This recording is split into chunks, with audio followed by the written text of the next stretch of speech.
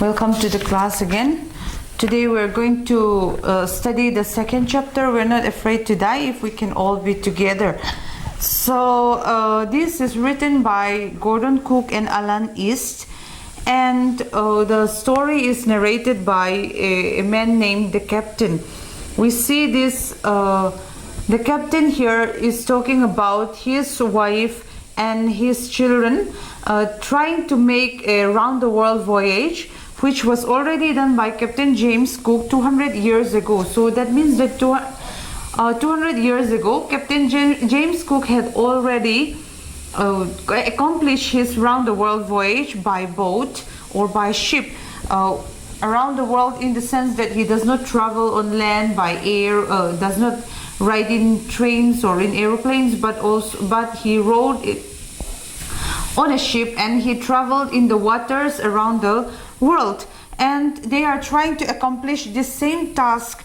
And in July 1976 they started their preparation for their journey around the world, and along with his wife Mary and his son Jonathan, who was 6 years old, and his daughter Susan, who was 7 years old, and they set sail from Plymouth, which was in England. And they are 37 years of age. The couples were 37 years of age who are doing their business, but they always dreamed of sailing in the ocean to accomplish their around the world voyage. And what happened was they had spent years and years honing their seafaring skills. Means that they had spent years trying to master the art of seafaring. Means that they are trying to learn how to sail the ship, they learn to swim in the ocean, and all these things they were preparing themselves. And what happened was their boat's name was Wave Walker. Wave Walker was a 23-meter 30-ton wooden hull beauty. What happened was that they set sail from Plymouth in their boat named Wave Walker on in July 1976, and from Plymouth, England, they traveled down to Africa in Cape Town. And after that, what happened was in Cape Town they met two crewmen named Larry Vigil, and an American named Larry Vigil, and a Swiss man named Herb Ziegler. And with those two men, they went to sail in the ocean.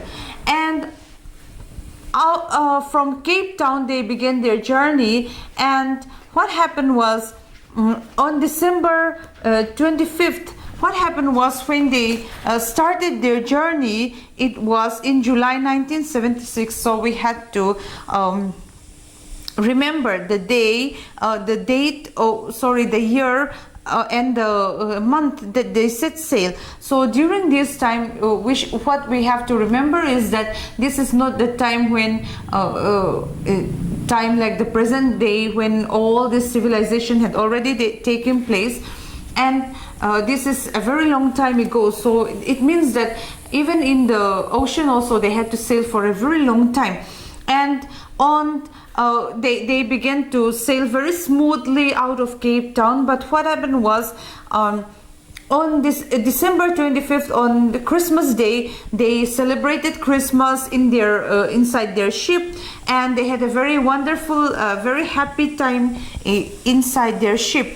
And but what happened was that the weather began to change. The weather became worse and worse after that. And on New Year's Day, they saw that they had no improvement in their weather, because the weather became more and more bad.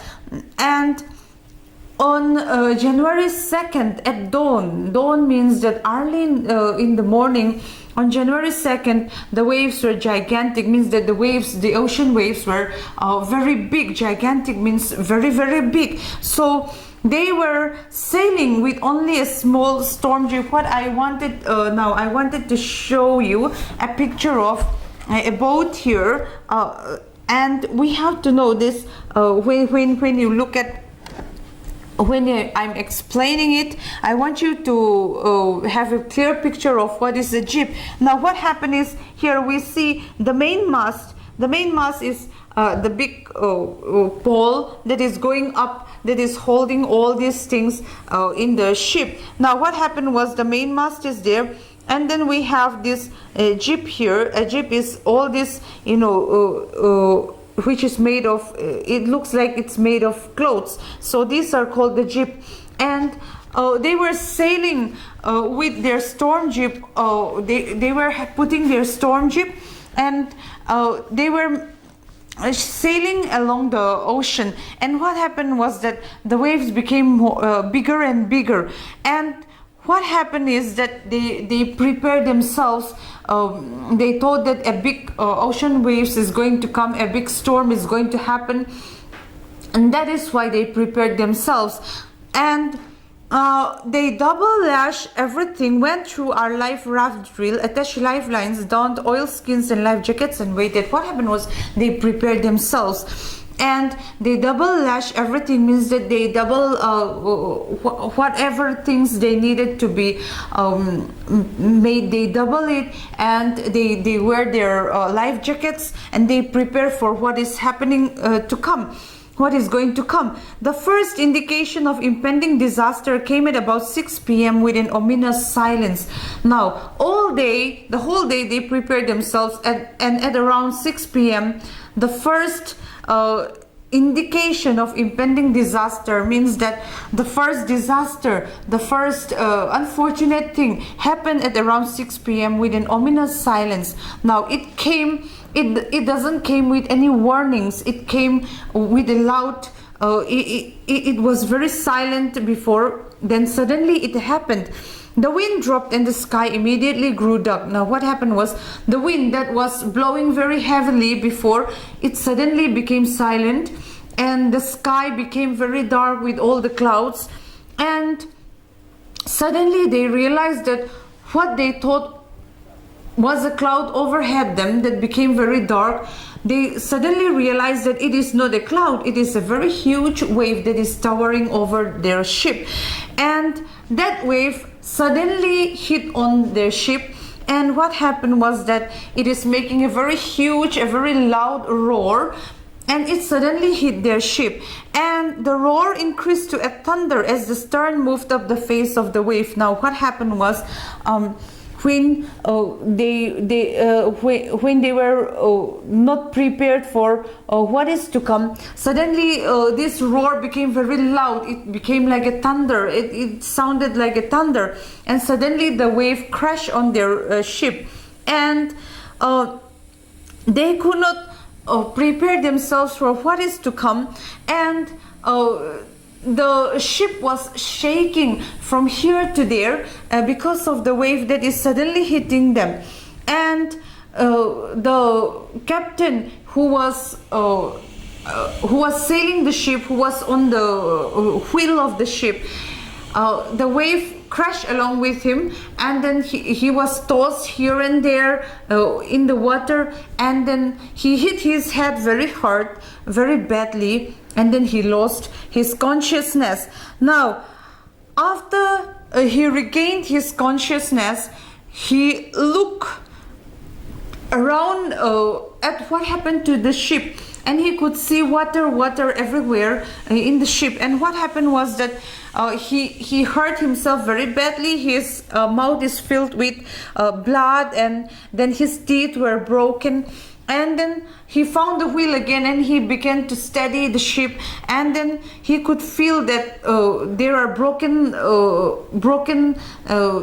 wood everywhere. Their ship was made of wood, so he knew that the side of their ship is broken, and then water began to come in from the broken side of the ship, and that is not a very good sign. So he was trying to repair whatever damage is done, and the latch is open, and his wife Mary came out from the cabin, and he shouted to her, "Take the wheel." So Mary took the wheel, and she began to sail the ship. And then after his wife took the wheel, the captain, he went back inside the cabin below, and then he went back below deck and inside the cabin to where his children were sleeping. And he could see that water had gotten inside the cabin as well. The water had risen to a very at a very alarming speed also. And what happened was, when he saw his children, they were sitting up on their bunk beds, and when he asked them, are you okay? They said, yes, we are okay. But what happened was, their daughter Susan had hurt her head, and it was swollen very big. It was swollen to a very big size, and then even her eyes were also becoming dark.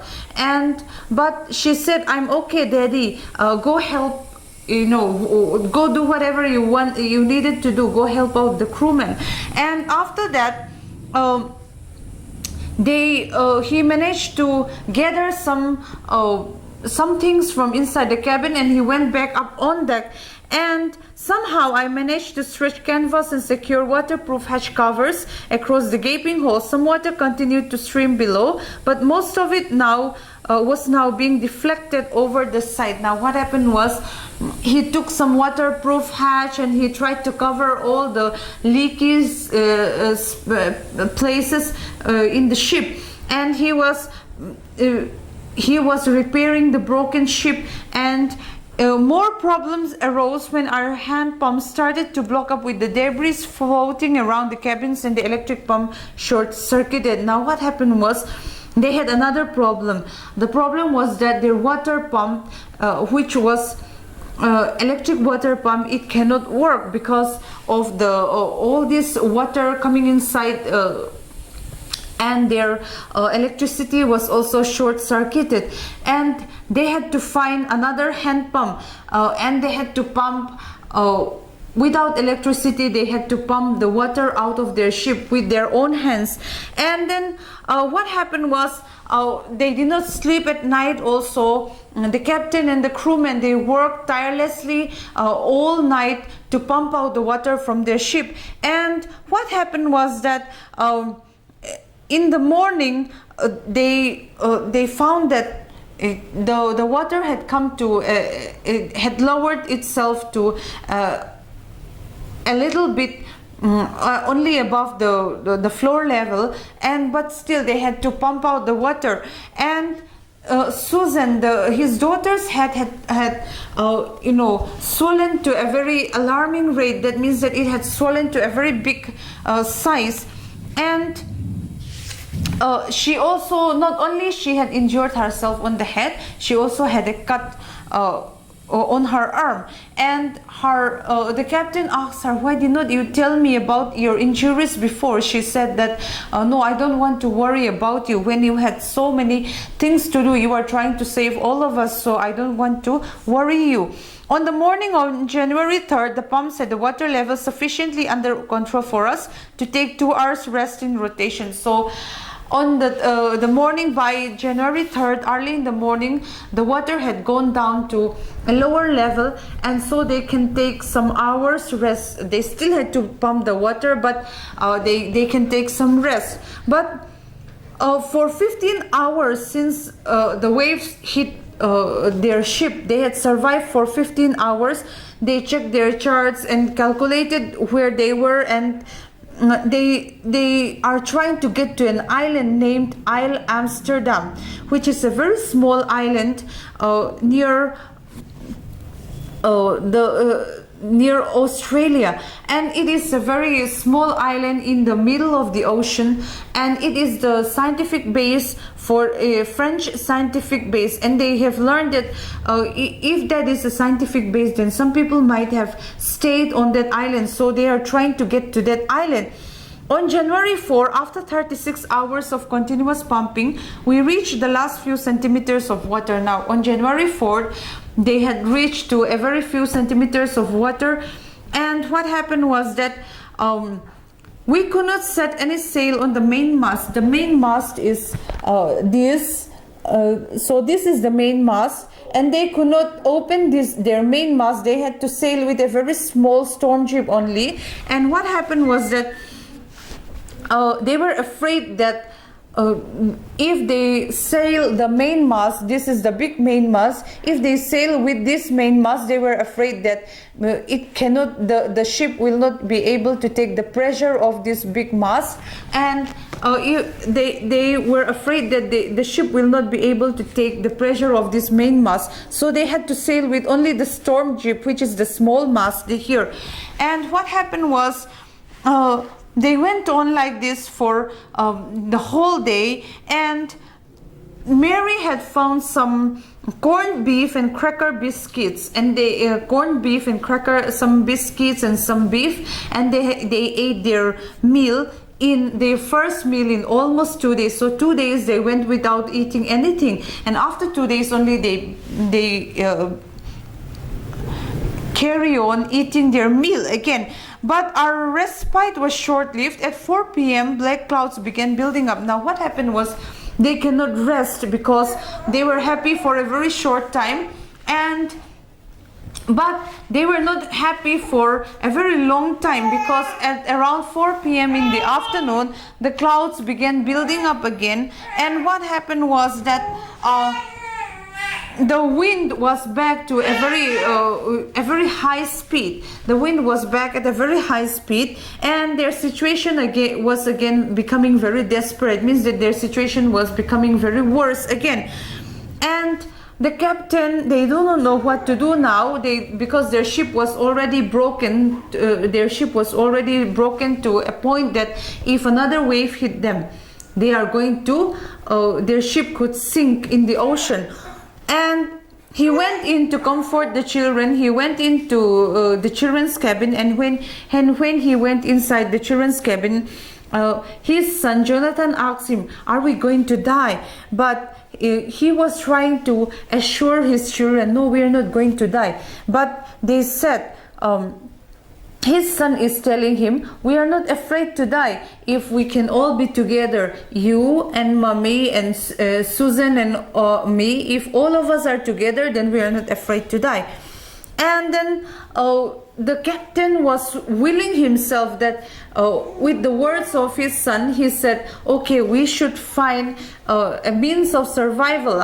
We should find a means of ways to survive all these things." So he went up to the deck, and then that evening, he and his wife, they sat together. They were holding hands. They don't know what to do anymore, and so they were holding hands, and they thought that the worst thing is going to come. But then surprisingly, their boat, Wave Walker, it rode out the storm, and they see another morning again. So on January 6th, early in the morning, he is trying to chart a course. He was looking at his chart and trying to prepare himself for another journey. So he was calculating, and he thought that they were 150,000 kilometers of ocean, looking for a 65-kilometer wide island. So he was looking for a very small island which was only 65-kilometer wide, and he was calculating it. And their compass was already broken, so he don't know if their compass is going to work or not also. And they waited and waited and waited for what is coming next. At about 2 p.m., I went on deck and asked Larry to steer a course of 185 degrees. So he just assumed that his calculations were correct. And so at about 2 p.m. in the evening, he went and he asked Larry to steer a course to steer their boat at 185 degrees. So he was thinking that if they were lucky enough, they will be able to see the island at around 5 p.m. And so after that, he went back down to their cabin, and then what happened was he was becoming very, very tired, so he just lie down on the bed, and then he slept. And suddenly he woke up at around 6 p.m. It was almost dark. It was already almost dark outside, and since he could see no island outside, he thought that his calculations were wrong, and he became very worried and became very sad. And just when he became very sad, his children, Jonathan and Susan, they came inside the cabin, and Jonathan said, "Can I give you a hug? Can I hold you?" And he is asking them, "Why am I getting a hug now?" And they said together, his children were saying, "Because you are the best daddy in the whole world." And he said, "No, today I'm not the best daddy because my calculations were wrong." Now they said, "No, you were right, you calculated right, because the island is outside there. Just go and see, the island is just in front of us." And he was very surprised, so he just ran towards the window of the ship, and then he looked there, he looked out there, and he looked at the island. The Isle Amsterdam was in front of them. This island was not a very nice or beautiful island. It was full of rocks and sand only, no vegetation. But for them, they found that this is one of the most beautiful island for them, because it gave them a means of survival to them. And then they anchored for the night, and then early in the morning they went down to the island, and all 28 inhabitants of the island cheered. Means that there are 28 people who are living on that island, only 28 people who are living on that island, and they welcomed them. And from there they went home safely. And at the last paragraph of the lesson, the writer is saying that he was very having deep thoughts about what is happening to them, and he was very happy and very thankful that he had Larry and Herbie, who are always very cheerful and who are very optimistic during the times of danger. And he was very thankful to his wife also, who was very brave in taking care of the ship, in taking control of the ship when they were in the most dangerous times. And he was thinking about a 7-year-old girl who had a very big head injury, who had to undergo operations after they were safely landed. And he was thinking about his son, who was only a 6-year-old, who is not afraid to die. So he was thinking about all those things that is happening to them, and he was very proud and very happy with his wife and his children, and as well as his crewmen. So I hope you understand the lesson. Thank you, class.